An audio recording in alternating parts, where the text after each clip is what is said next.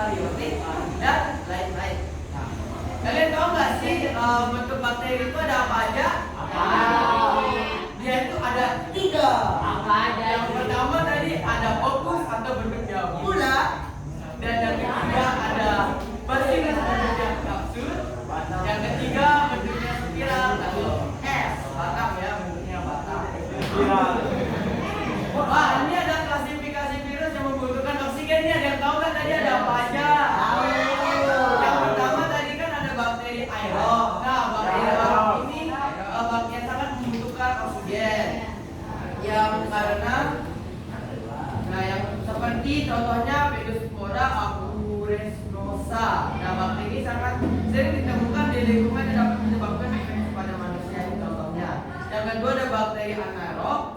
Yang ketiga ada bakteri anaerob. Nah, kalian tahu nggak sih bagaimana cara produksi bakteri? Nah, jadi ada 4 cara produksi bakteri. Tadi yang pertama pembelahan biner. Nah, pembelahan biner ini gimana? Bakteri itu membelah diri menjadi 2. Nah, selanjutnya ada konjungsi. Nah, konjungsi ini di mana bakteri kemudian mentransfer DNA secara langsung ke 2 sel bakteri yang sudah melakukan pembelahan biner tadi. Yang ketiga ada transformasi, di mana dalam kondisi ini para bakteri yang sudah diberikan tadi DNA, dia itu akan menerima DNA tersebut ke dalam dirinya. Yang terakhir ada transduksi. Transduksi ini di mana transfer DNA antar bakteri melalui virus bakteri. Nah, mungkin segitu aja penjelasan saya, kurang lebih singkatnya saya mohon maaf. Dan apabila ada salah kata mohon maaf. Yang saya berikan adalah ilmu dan harapan. Dan saya memberikan pantun untuk penutupan pagi hari. Jalan-jalan ke Sweater. Jalan-jalan ke Sweater. Pulangnya beli martabak. Cukup sekian dari saya, dan mari kita beli martabak.